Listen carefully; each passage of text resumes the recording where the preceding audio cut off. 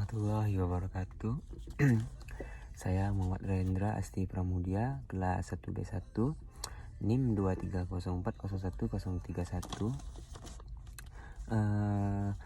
Maaf Pak, sebelumnya saya membuat tugasnya di tempat kerja. Jadi ini menggunakan baju kerja, lagi di gudang juga. Sini saya akan membaca. Sini ada materi tugas yang telah diberikan, yaitu pertanyaan-pertanyaan. Oke, langsung saja. Di sini saya memilih soal nomor 1, yaitu pertanyaannya, bagaimana kita dapat menilai dampak psikologis dan sosial dari pembatasan kebebasan pendapat online yang diatur oleh Undang-Undang IT terhadap individu dan masyarakat secara keseluruhan. Di sini saya juga akan membahas nanti tinjauannya, Undang-Undang IT-nya, contoh kasus dan riset. Oke, langsung saja ke tinjauannya. Hasil dari penelitian menunjukkan bahwa kebebasan berekspresi memiliki payung hukum konstitusi, tepatnya dalam Undang-Undang Dasar Negara Republik Indonesia tahun 1945 pasal 28 ayat 3. Namun dari kebebasan berekspresi tersebut tentunya memiliki batasan-batasan. Roscoe Pound mengatakan bahwa setiap orang itu memiliki kehendak dan kebebasan. Namun, bila kebebasannya itu sampai mengganggu orang lain, maka kebebasannya pun harus dibatasi.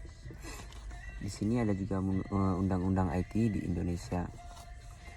Metode ini dipergunakan untuk mengumpulkan data primer yang dilakukan dengan mencari, menginventarisasi, mencatat, dan mempelajari perundang-undangan serta hukum yang berkaitan dengan objek penelitian penulis seperti Undang-Undang Dasar 1945, Undang-Undang Nomor 9 Tahun 1998 tentang kebebasan menyampaikan pendapat di muka umum, Undang-Undang Nomor 39 Tahun 1999 tentang hak asasi manusia, dan Undang-Undang Nomor 12 Tahun 2005 tentang pengesahan International Covenant on Civil and Political Rights, Covenant Internasional tentang hak-hak sipil dan politik. Sini ada contoh kasusnya juga. Fakta yang terjadi terhadap kebebasan berekspresi dan berpendapat di negara demokrasi sebagaimana di negara Indonesia adalah kasus yang menimpa Ahmad Dhani dan Robertus Robert beberapa waktu silam. Kemudian di akhir September hingga Oktober 2019 terjadi demonstrasi besar-besaran yang dilakukan oleh berbagai elemen masyarakat, terutama mahasiswa, buruh, pelajar, serta LSM. Demonstran tersebut mengangkat sebuah tema #reformasi di korupsi yang ditunjukkan kepada DPR dengan berbagai tuntutan. Di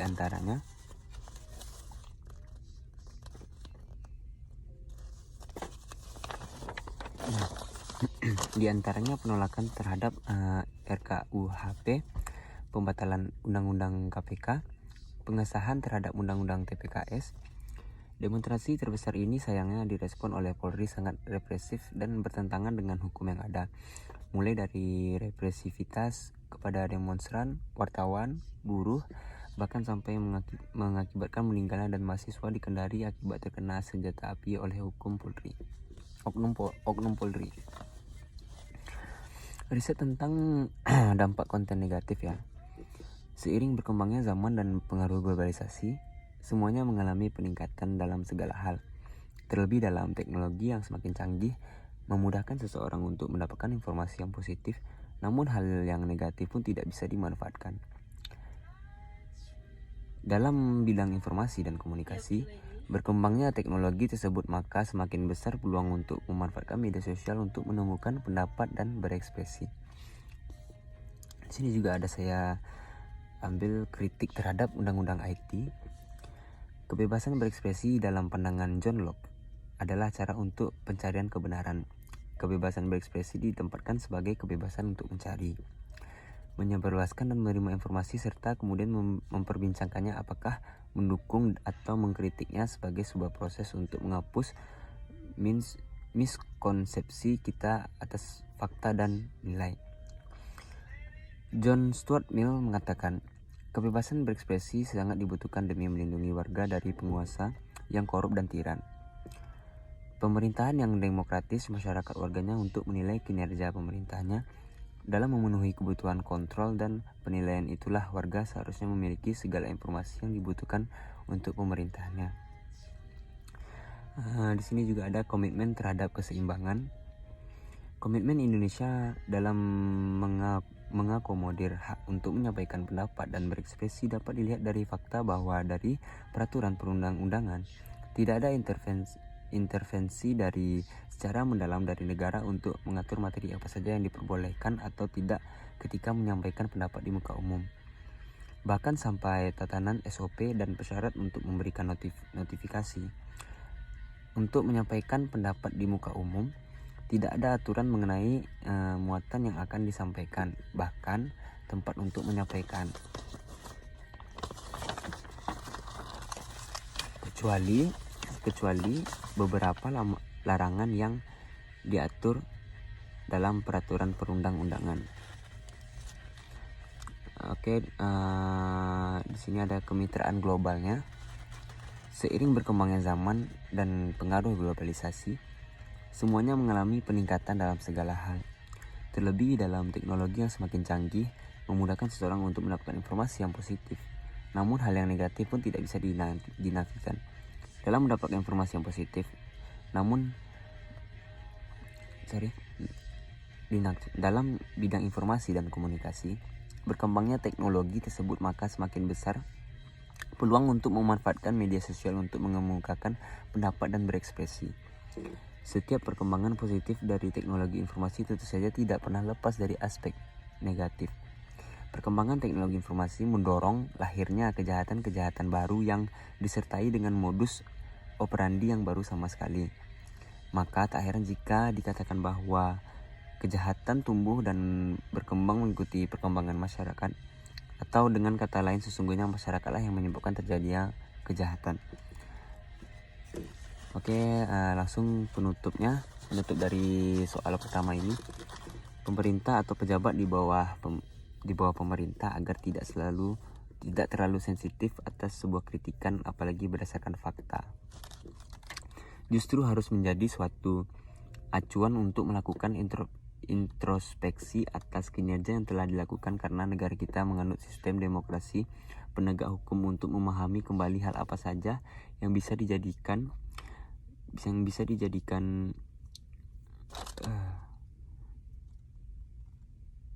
penegak hukum yang bisa dijadikan suatu delik atas suatu perkara. Tidak asal memproses setiap perkara tanpa mencermati terlebih dahulu, bahkan menerapkan sistem restoratif justice terlebih dahulu, agar tindak pidana yang bisa diselesaikan secara kekeluargaan menjadi yang utama. Masyarakat dihimbau untuk lebih berhati-hati dalam menggunakan media sosial. Jangan jadikan kebebasan berekspresi yang telah diatur dalam konstitusi dan undang-undang menjadi tameng untuk pembenaran semata, sehingga melanggar hak-hak orang lainnya. Soal nomor 6, yaitu yang saya ambil, apakah terdapat soalnya adalah apakah terdapat alternatif kebijakan atau pendekatan hukum lain yang dapat menjamin keamanan cyber tanpa harus membawa implikasi yang signifikan terhadap kebebasan pendapat online. Ya, di sini saya juga sama dengan yang pertama tadi, mengambil undang-undang IT-nya, contoh kasus dari risetnya dan penutupnya nanti. Di sini ada pendahuluannya tentang soal nomor kedua saya, nomor 6. Dalam abad kecerdasan jaringan kerja (Age of Network Intelligence), kemajuan teknologi, informasi dan komunikasi sangat penting untuk bersaing di pasar global. Dunia kita berada pada era dunia tanpa batas. Revolusi teknologi revolusi TIK telah terbukti memberikan dampak pada pelebaran ruang ekonomi dan sosial, bahkan mampu meningkatkan pembangunan manusia. Menurut Sullivan 2009, TIK memberikan efek berantai yang sangat besar bagi perubahan ekonomi serta sosial sebuah komunitas, karena lebih banyak manusia akan saling terhubung (buka kurung itu 2012). Teknologi informasi komputer telah menjadi salah satu titik simpul dari berbagai sektor lainnya seperti energi, makanan, kesehatan, transportasi, dan sebagainya. Berbagai sektor tersebut tidak akan mampu didaya gunakan secara maksimal di era saat ini tanpa kehadiran teknologi informasi. Teknologi informasi berperan sebagai instrumen penghubung utama di antara sebagai sektor. Undang-undang IT di Indonesianya. Ketetapan MPR tersebut diperkuat lagi dengan diundangkannya Undang-Undang Nomor 3 Tahun 2002 tentang Pertahanan Negara. Undang-Undang Nomor 2 Tahun 2002 tentang Kepolisian Negara Republik Indonesia dan Undang-Undang Nomor 34 Tahun 2004 tentang Tentara Nasional Indonesia.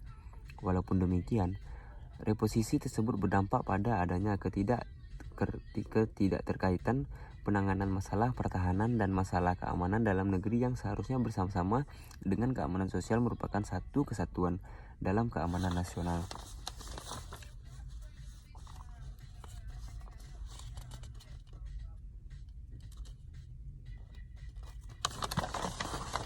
Contoh kasusnya di masa mendatang, serangan lewat jalur cyber, baik atas nama negara maupun ketidakadilan, akan semakin semarak, terlebih jika dilihat dari jumlah penggunanya.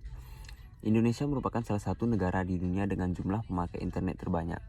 Berdasarkan data pada tahun 2011, jumlah pemakai jaringan internet di Indonesia mencapai 55 juta orang. Pada saat ini, Indonesia cukup rentan menghadapi beberapa kasus ancaman cyber. Ancaman cyber yang umum terjadi di Indonesia adalah pelanggaran hak cipta, Patriot Hacking 5, defacing, dan sebagainya. Dalam kaitannya dengan masalah pembajakan, Indonesia merupakan negara berperingkat tinggi dalam kasus kejahatan cyber. Selain kejadian pembajakan, jaringan cyberspace pernah diserang dan menjadi sarana cyber warfare dari pihak eksternal. Riset tentang dampak konten negatif. Internet Device Health dan Safe for Children Indonesia (buka kurung Perisai). Perisai merupakan open source yang didesain untuk melaksanakan upaya pelindungan dan pendidikan untuk anak-anak di Indonesia dari konten-konten negatif yang bersebar pada cyberspace. Nawala Project. Proyek ini didesain untuk melakukan upaya pelindungan pada koneksi internet dari berbagai konten negatif seperti pornografi, perjudian, malware, phishing, ataupun hal yang berbahaya lainnya. Proyek ini merupakan proyek yang dihasilkan secara independen dari komunitas teknologi informasi di Indonesia untuk membantu pemerintah menegakkan hukum, norma, serta nilai sosial. Alternatif kebijakan yang saya ambil yaitu dalam beberapa tahun terakhir, terdapat kelompok-kelompok besar di seluruh dunia yang menyasar sejumlah besar perusahaan di berbagai sektor. Namun, pendekatan ini menimbulkan risiko bagi keberhasilan mereka mendapatkan data. Hal ini menyebabkan munculnya sebuah tren baru, kelompok kecil hit and run yang menyerang dengan presisi tinggi. Penyerang mencuri apa yang mereka inginkan, lalu menghilang. Hadirnya kebijakan keamanan dan pertahanan cyber semakin dipandang penting, khususnya negara yang telah menggunakan teknologi tinggi. Amerika Serikat menjadi negara pelopor yang berupaya mereduksi potensi ancaman cyber. Keterlibatan di sini saya juga mengambil keterlibatan multi pihaknya. Serangan terhadap ruang cyber sendiri terwujud dalam berbagai jenis ancaman. Ancaman terhadap ruang cyber sangat bervariasi dari level ancaman hingga target ancaman yang berbeda. Kesadaran akan bahaya ancaman cyber yang berpotensi mengancam keamanan nasional cenderung mengalami peningkatan. Keberadaan ancaman cyber dapat diidentifikasikan melalui berbagai macam tren dalam ruang cyber. Menurut Coding tahun 2010, identifikasi untuk ancaman cyber dapat terlihat pada hal-hal seperti kriminalitas cyber, botnet, serangan terhadap institusi finansial keuangan, penyebaran multipurpose malware, aktivitas cyber yang disponsori oleh negara, dan aktivitas hacking. Berbagai bentuk tren ini menggunakan instrumen cyber sebagai saluran utama dalam melaksanakan tindakannya. Oke, terus di sini juga ada pendidikan kesadaran hukum dan digital. Serangan terhadap ruang cyber sendiri merupakan konsekuensi logis dari berkembangnya era teknologi informasi. Ruang cyber dikenal sebagai sektor memiliki karakteristik tersendiri. Ruang cyber memiliki terkaitan yang sangat erat dengan sektor-sektor lain. Ruang cyber ini menjadi instrumen penghubung antar sektor, mengurangi tembok pemisah di antara sektor tersebut. Menurut Clemente tahun 2013, ruang cyber dapat divisualisasikan sebagai lapisan tips atau sistem saraf yang berjalan melalui semua sektor, dan akhirnya memungkinkan sektor-sektor tersebut untuk berkomunikasi dan melakukan fungsinya masing-masing. Literatur lain menyebut orang cyber sebagai semua bentuk yang meliputi network aktivitas digital, termasuk konten dan aksi melalui jaringan digital. Buka Cyber Security Strategy tahun 2011. Adanya interkoneksi sangat besar di antara berbagai sektor yang berada dalam ruang cyber menjadi salah satu tantangan dalam melawan potensi ancaman ruang cyber. Terdapat kesulitan sendiri terutama mengenai prioritas atau titik kritis utama yang harus dilindungi dalam ruang cyber. Kesulitan juga muncul dalam menarik suatu garis batas yang sangat jelas di antara titik kritis tersebut. Di sini juga ada pengawasan independennya. Beberapa peraturan presiden digunakan sebagai acuan penerapan keamanan informasi nasional. Di antaranya yakni Instruksi Presiden Nomor 3 Tahun 2003 tentang kebijakan dan strategi nasional perkembangan e-government. Peraturan Presiden Nomor 20 Tahun 2006 tentang Dewan Teknologi Komunikasi dan Informatika Nasional dan Peraturan Presiden Nomor 41 Tahun 2010 tentang Kebijakan Umum Pertahanan Negara tahun 2010 sampai 2014. Kementerian Komunikasi dan Informatika menerbitkan peraturan petunjuk pelaksana yakni Permenkominfo Nomor 29 Tahun 2006 tentang pedoman penyelenggara Certification Authority. Permenkominfo Nomor 28 Tahun 2006 tentang penggunaan nama domain go.id untuk situs web resmi pemerintah pusat dan daerah. Permenkominfo Nomor 30 Tahun 2006 tentang Badan Pengawasan Certification Authority. Permenkominfo Nomor 41 Tahun 2007 tentang Panduan Umum Tata Kelola TIK Nasional